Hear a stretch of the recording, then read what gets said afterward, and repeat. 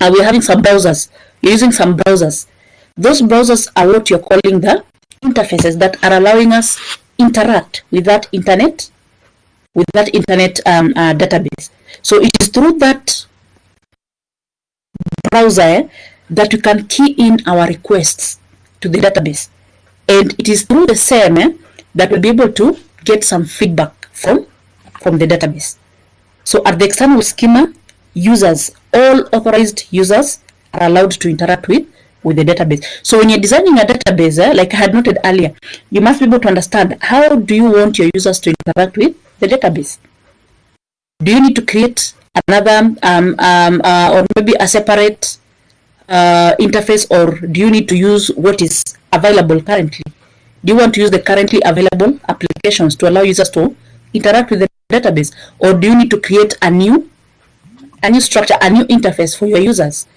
So when you do that, you're allowing users to be able to interact with the database at their level. Then below or after the external schema, we have what we're calling the conceptual schema, and this is where the designers come in. This is where the database designers come in. So it is at this level that the structure of a database is provided, or the designers are able to determine how the database is going to be structured, and that is what you are calling the database schema earlier on. So users at the external level do not need to know how the database is structured. They don't need to know the schema of the database, but the designers will be concerned with that schema at the conceptual level.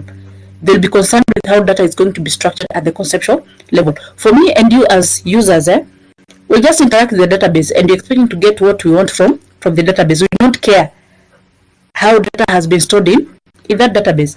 We're only interested in the contents, and we're interested in seeing a feedback or maybe a display of what we've requested from the database. So we are not interested about how that data is structured. That's the concern of the designers at the conceptual level. So the database must be structured at some point. And they're saying that when it comes to structuring a database, that happens at the conceptual schema. So when you're creating those tables and storing or maybe giving constraints, giving rules to those tables, that this column will be called student's ID, this column will be called student's name, this column will be called something else, and this table will be called student's details. When you're doing all that, you are doing that at the conceptual schema level. Okay. So that's what happens at the conceptual view, providing the structures that can be used or are going to be used to store the database. Then at the lowest level, we have what you're calling the internal schema.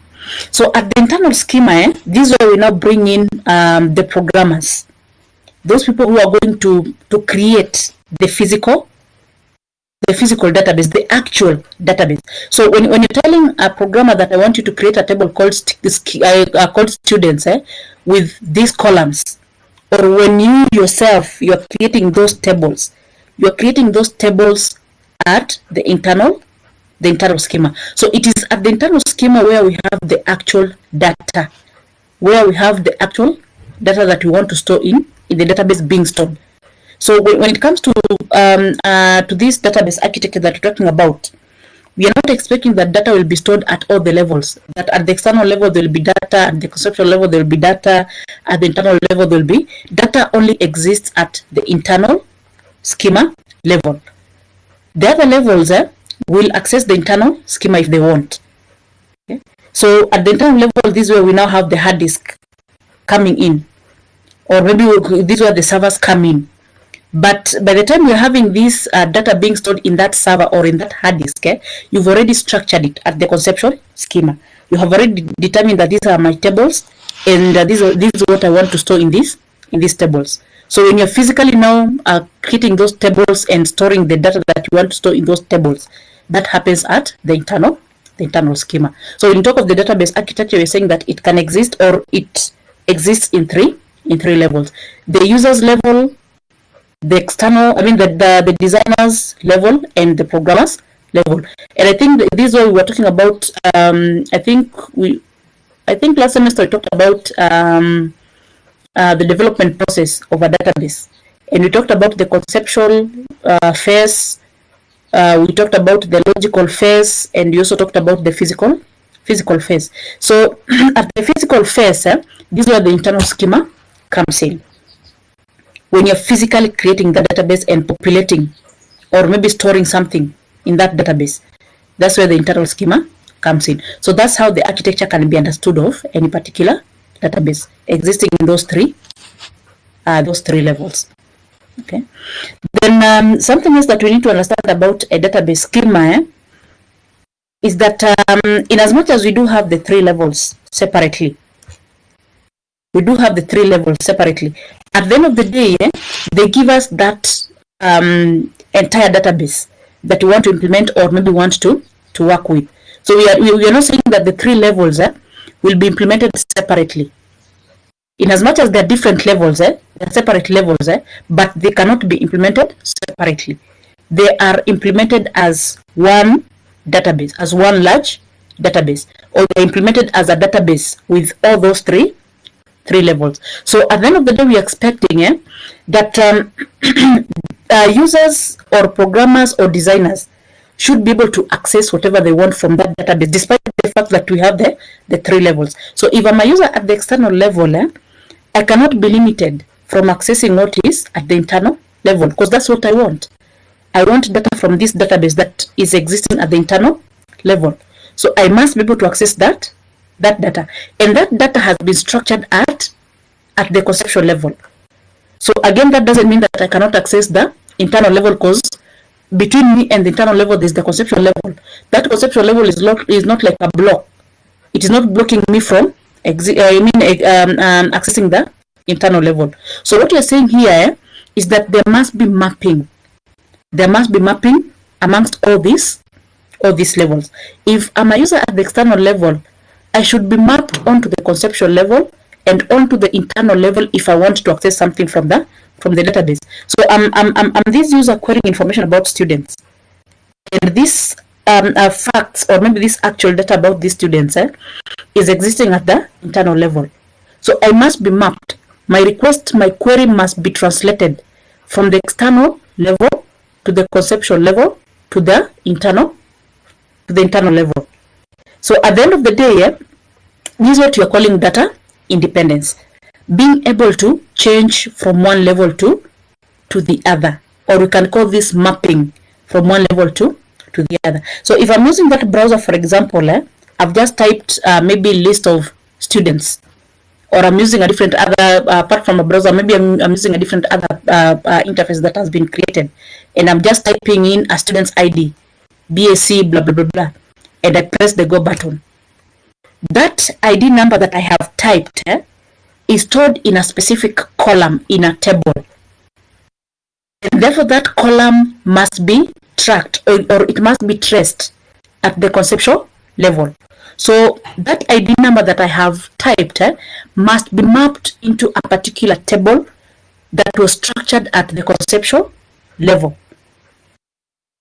So in short, I can say that the ID number that I have typed in at the external level must be identified as existing in a certain column in a particular table, and that is at the conceptual level. Then that table must be mined. It must be physically accessed from the internal level. Remember the query, the ID that I've just typed has been related to a particular table that was created during the conceptual level, or maybe at the conceptual level. But the actual fact, the actual ID, that number BSCIT 01 blah blah blah blah 20 whatever, exists at the internal level. So the conceptual level must again be mapped into an internal level before I can be able to get what I want from the database, and that's what you're calling data independence. So mapping normally happens top down and bottom up. So if I want to view your details from the internal schema, again the internal schema must be mapped onto the conceptual schema and onto the physical schema. So that's what you're calling data independence. And you're saying that there are two types of data independence, that is logical independence and physical independence. You can read through to get to understand what what that implies. So when it comes to accessing data from the physical database, that's basically what happens. Okay. So that's it about database architecture. It was a very small topic, but a little bit technical. Unless you've got any queries, any questions? No. Machimbo, you've just joined us. Hauna swali? You're good to go, eh? Okay. Anybody else having any query, any question on a database architecture?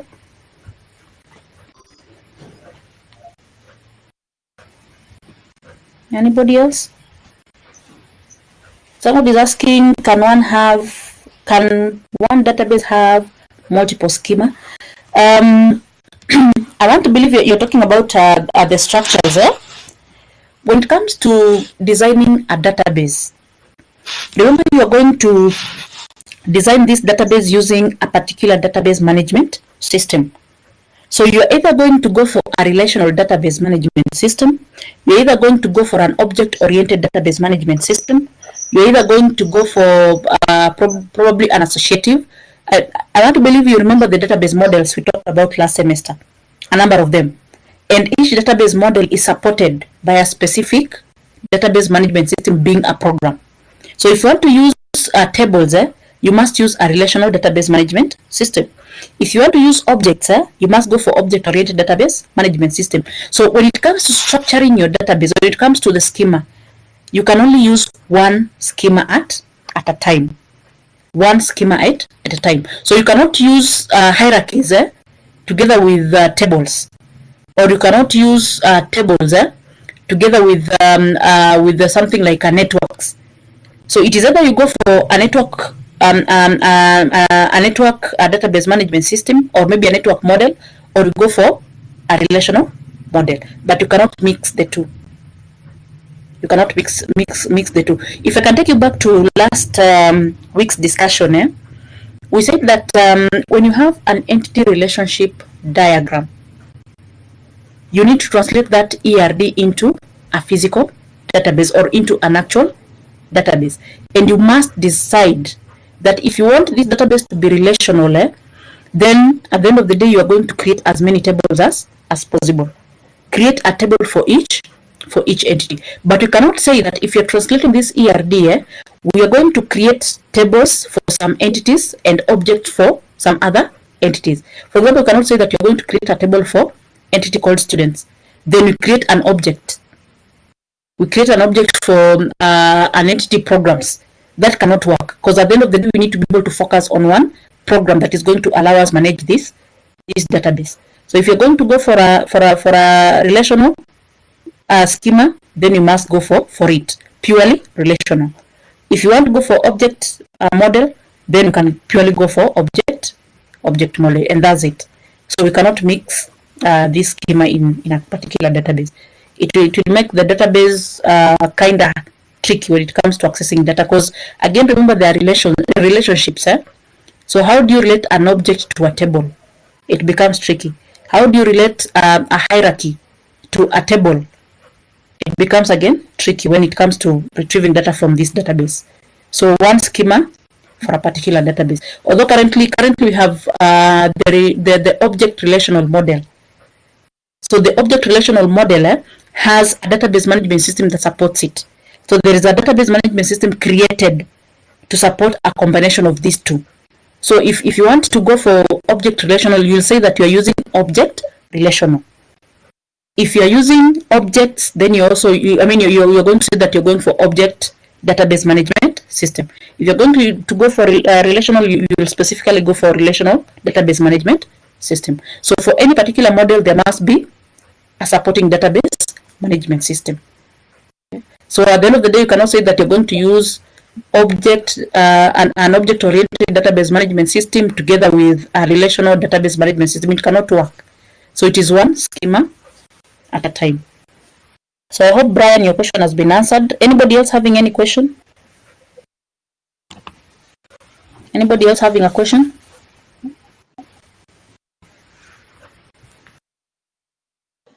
Audience, you can see the audience, the class is packed, but I want your feedback. I need feedback from you. Or you logged in and went to take your breakfast. Any questions?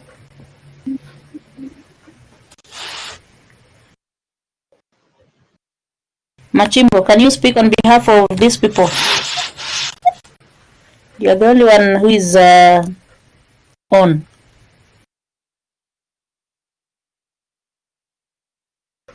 So they've decided to run away. You don't want to speak on behalf of these people, eh?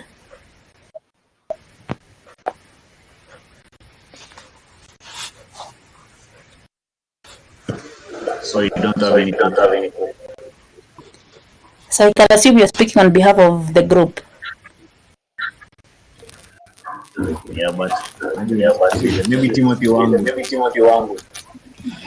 Yes, I have a question. You must speak, eh? Yes, Timothy. The question is concerning the schema.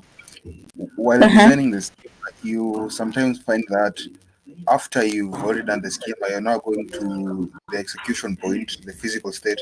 There are some entities, maybe you have to make changes. Maybe it's the data that is changing or something else. Or think of it like in data mining, where you don't really know the kind of data that you expect at the end. You get to anticipate all the entities that you will get at the end. Is there a way, I mean, are you allowed to change the schema after going past that first point? And that's why we have what we call database maintenance. Eh? I don't know if we talked about this last semester, but a database can never be static. A good database must have some kind of dynamism in it. It must be dynamic. It must always change to suit a particular requirement, a particular user need. But take note that when it comes to the handling databases, or maybe dealing with databases, Yes. we need to understand that there's a difference between designing a database and accessing a database. There's a difference between the two. At our level, or what we want to understand at this level, is how to design and implement a database. Accessing will come later. For you to access a database, you'll access it when that database is running. But when you're designing that database, your interests are how to lay it out, or maybe how to lay it down, and how to allow users to access it, but not how to access it, how to allow users to access it. So once that is in place, you can always do your maintenance. If probably there is some data that has changed about a particular entity, you can always change that comfortably. You can always change that. You can always make updates. If it is an entity that probably you want to delete from the database, you can still be able to delete an entire table, an entire entity. You can delete records. You can delete rows. A database must always be dynamic. It must keep on changing. If there is a new need, it must respond to that new need. For example, let's assume that we've stored data about the units that are being offered in the institution. Then it happens that a new unit has been developed. Does it mean that this database of us cannot reflect that new unit? It must be able to reflect that new change. So the database must keep on. It must keep on changing to respond to any new, and that happens to any other system. A good system can never be static. A good system must always be very flexible to allow for any new requirements, or maybe to accommodate any new requirements. Because if I want something from a system, maybe there is a new need. Wajala, you can mute your mic. Mute your mic to interfering with everybody else. So here we are saying that if I'm interacting with a system and there is something new that I want, and I know the system should be able to provide, and it happens that this system cannot provide that, or maybe it cannot satisfy this new need, then I cannot consider that system an effective system. If I'm supposed to make a decision about, for example, BSCIT year 2 SEM 2, and there is some new information that had come up from that group that needed to have been stored in the database, but it was not stored, what happens at the end of the day? I will not be able to make decisions about that group because I cannot access that information that I want about that group, because somebody did not update the database about that group, or did not update data about that group in the database. So a database must always reflect. It must always reflect any universe of discourse at any given particular time. At any given time, it must be able to reflect what is happening. If there is a change, it must be reflected. If there's some information that is not required in the system, then it can be cleared from the system. So that's what happens. So Timothy, like you're asking, and they can still reiterate on the same. If you're that database user and you want to access information from the database, you must get what you want from the database. If you're this designer, you're designing this database, you must capture what the users want. If there are any changes that you need to make, you must always make those changes. So if you want users to access your database using a different other interface, probably they were currently using a browser, and you want them to stop using a browser, and you want them to start accessing it from a different other application, create that application and implement it. That's what you're calling maintenance. Okay. So Timothy, I don't know if your question has been answered. Yes, I've been answered. And Okay. I think I've concluded to that it is also important that during the designing of the schema, we should not put at risk some entities which are very important to the whole database.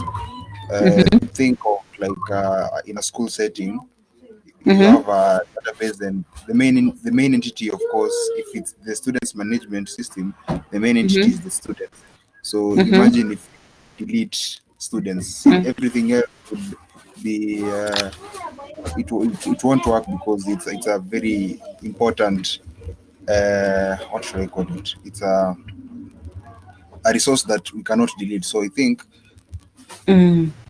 designing is also very important. We should be able to anticipate for everything else that comes. I think I'm done. Thank you. Which is very true, Timothy. And that's why we normally talk of security designing. In as much as you're doing the conceptual schema, I think I mentioned that there are so many constraints, there are so many rules that come into play. And one of these rules is security. Apart from just the layout, apart from just the structure, you must also design for security. Design for security. Understand what you want students to access from that database and what they need to access. I mean, what they need to do to what they have accessed from that database. That a student can access, for example, his academic records, and what a student can do to that is just to view, nothing else. No updates, no changing anything, just viewing. So security must always be defined for any given particular database. So by the time the programmer comes in and he's giving us those practical security constraints, or maybe he's implementing those security constraints practically, the designer must tell the programmer that I want you to do this and this and this in terms of security. So at the external level, you might be thinking that you can access your academic records and change them, give yourself an A if you had an E. Then when it comes to you doing that or trying to do that practically, the system tells you that you do not have privileges because security has been implemented. So at any given particular implementation of a database, there must be security. And I think I can reiterate what we talked about last semester. When you said that an effective database must have what? Data security. That is one of the properties of any given database. It must always have security. Always design for security. Determine who the users are, what they should access from the database, and what they should do to what they have accessed from that particular database. So that's what happens. Any other question or a comment?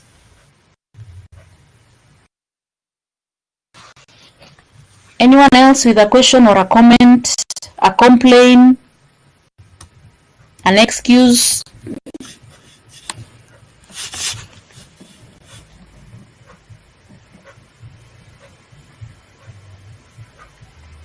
Let me get your feedback. Let me get feedback from your end.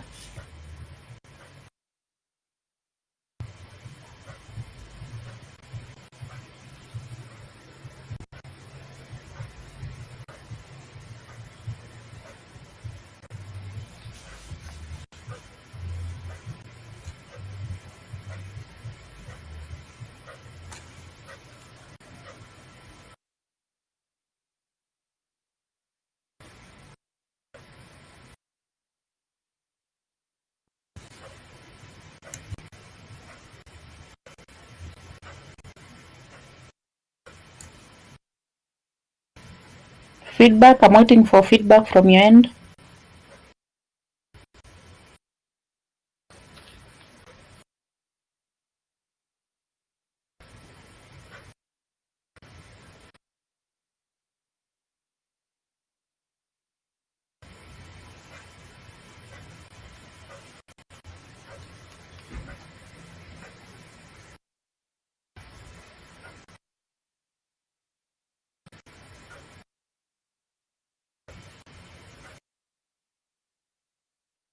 Okay, if there's nothing from your end, I think we can call it a day for that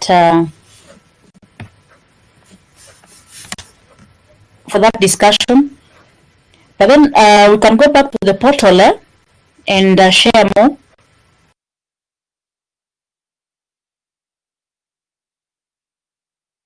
Let's go back to the portal and share more. So I think for the discussion for the conference, we can meet next week. But for other details concerning this topic, we can access them from the portal. And if there are any other queries, you can always share through the portal. You can email me or send an SMS or any other channel that you can use to communicate. So we can call it a day. Let's meet next week for another conference.